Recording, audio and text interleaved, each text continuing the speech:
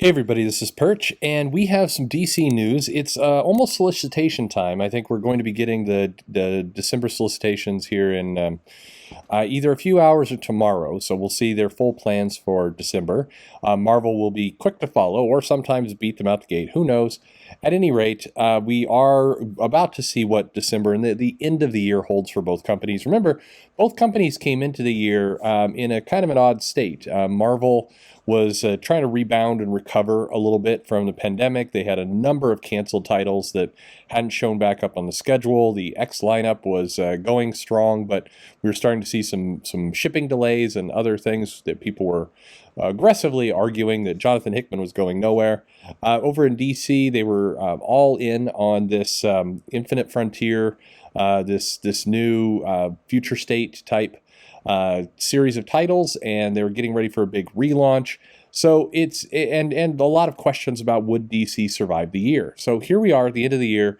Both companies appear to be selling more than 75 titles each in December, and that number got a little bit bigger with the news today. So we've got 4 new DC books that are coming out, and that is in December. So the first is an ongoing, and I know Ian will be very happy with this. He's been on the live streams before. So the Batgirls and Babs are getting their own DC ongoing series. Everyone suspected this was coming. They had been hinting about it in the DC books and seemingly paving the road for this series to happen. So this is Cassandra Cain and Stephanie Brown under the tutelage of Barbara Gordon. And this is going to be a all ages style book. They say it's so a little bit younger, kind of Gotham High, maybe kind of feel to it. This is going to be written by the partners of Becky Cloonan and Michael Conrad, who are doing Wonder Woman, which fills me with terror. But anyway, and Jorge Corona, who did We Are Robin, which is a bit of an interesting art choice for an all ages book. But at any rate, this is launching December 14th.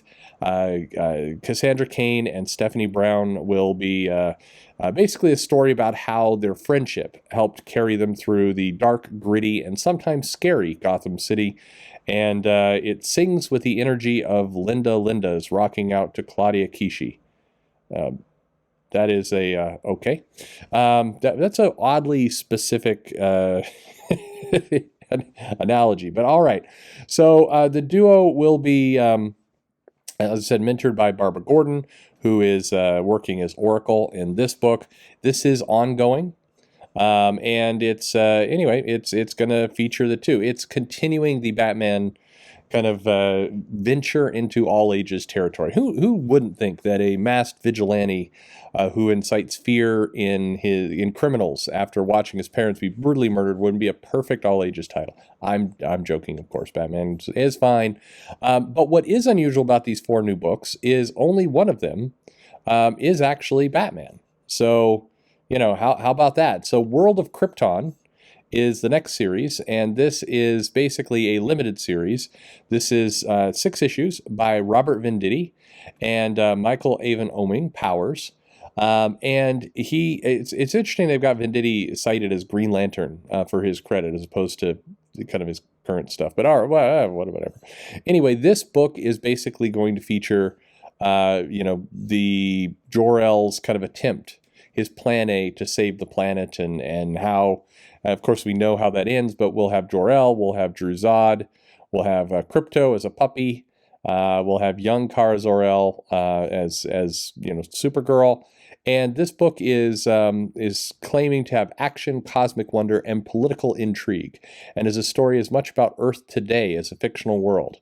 There's at least some commentary that will get a lot of contemporary, current things the U.S. is struggling with. So, maybe there will be vaccine deniers, Krypton exploding deniers that he's trying to fight. I don't know. That could be absolutely exhausting, but I do like Robert Venditti, so we'll see how that goes.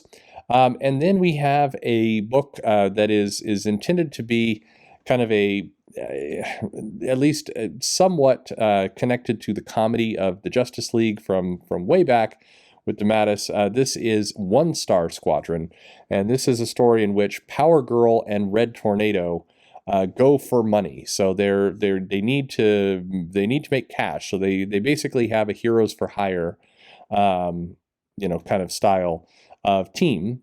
And this is going to be written by Mark Russell and Steve Lieber, and this will be a limited series as well, 6 issues, and the group of heroes led by Reb Tornado is going to basically sell themselves out as heroes for you, and they can do a kid's birthday party or stop a villain or whatever it happens to be. The series is being billed as heroism meets capitalism, with superheroes like Gangbuster and Minuteman. And apparently Plastic Man's in there somewhere. At any rate, this is a contemporary heroes that sell themselves out for money, is the idea there, coming December 7th. And then we finally get Alex Holland is returning in a Black Label Swamp Thing series. So this is a Black Label series that is not a Batman book. We'll talk more about Batman in a minute. But this is a 3-part, 3-issue, kind of classic Black Label, written by Jeff Lemire, with art by Doug Maneke. And this is, it's basically a new, twisted, more gory, gruesome horror take with Alex Holland. And the parliaments of the Green, the Red, and the Rot all agree that humanity has had its shot. It's time to start fresh and begin the cycle of life all over again. Because this is set at some indeterminate amount in the future, where everything is dystopian and crappy, that there's basically a single mountaintop or very little landmass. It's turned into Waterworld. So Kevin Costner is here, and the Earth is flooded, and the Swamp Thing is kind of here to, basically, who knows? Anyway, so this series apparently, based on some comments from Jeff Lemire on his Substack, may have been done for a while. This is coming out December 28th, right in time for New Year's, and it's unclear when exactly this was made, but I don't think this is relatively new. So kicking over to that, Jeff Lemire, if you're subscribed to a Substack Pro, or if you do what I think many people have figured out, which is all the news sites are just going to report on what they put in there anyway. Lemire talks about his time at DC is come to an end. He talks about the company has gone in a direction that he's not excited about, and he basically Robin and Batman and this Black Label book, the Swamp Thing Black Label book, are kind of the end of his time there, and his exact quote is, "I got to play with incredible characters I grew up reading, but after a point, the excitement of that wears off, and the truth is things at DC and Marvel have changed dramatically and are no longer really a place where I feel like I can do what I do well." He did hint that he had a horror style Green Lantern book, or a horror book that was going to be part of a new flagship line of horror titles for 5G and that kind of initiative coming out of there. But when Dan Didio left, Lemire jumped as well. So again, I think this Swamp Thing book, has been on the shelf for a bit of time. But that's what's going on there. It is interesting, by the way, that when people do the kind of tell-alls in Substack and other places, they're very comfortable naming problems with DC, and they kind of vaguely allude to Marvel as being problematic as well. But it's weird that Marvel escapes a lot of criticism. They just always have. It's like the lawyers at Marvel have terrified everybody not to say anything, but people feel comfortable, crapping on DC. I don't. It's a little odd. Anyway, the last bit of news, which isn't a new title, but a little bit more clarity into what's going on in the Batman book post Future State, is that first we're getting some kind of 4-issue story by Joshua Williamson, which we knew, and Jorge Molina, and this is in theory going to introduce this new villain Abyss, but also it's going to dive into Batman Incorporated, that series from Grant Morrison, with Bruce Wayne having to investigate some kind of mystery tied into that group. So Josh Williamson appears to be wanting to tap into that era of Batman, which has kind of been untouched since. Well, not completely, but writers haven't gone to that, so he's going to go there. Meanwhile, over in Detective Comics, which is written by Mariko Tamaki, she is moving ahead to a 12-issue storyline with 4 artists: Ivan Rice, Max Rayner, Amaki Nulapan, and Hordy Belair. Yordi Belair. And this 12-issue series is going to focus on the brand new Arkham Tower in the heart of Gotham that was approved by Mayor Nakano.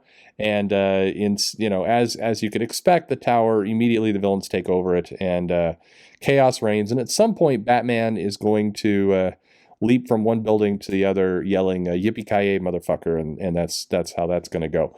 But what is interesting here is in Mariko Tamaki's book in Gotham, Batman and Nightwing are both going to be there with. In theory, I mean, we're assuming this is Bruce Wayne Batman. It may not be, but if so, this means that Batman in the Josh Williamson book will be leaving Gotham to do the Batman Incorporated storyline, whereas in Detective Comics by Mariko Tamaki, Bruce Wayne Batman is there. Now, the cover that they show for the series shows what appears to be a Bruce Wayne. I mean, it's certainly not the Jace Fox Batman, we'll put it that way, based on we can see his face. But if so, this means that Batman is not leaving Gotham as we were thought, or he is in one title but not the other. Who knows? Anyway, 4 new books coming out from DC. Are you interested? Let me know in the comments below. Like and subscribe as always, and thanks for listening.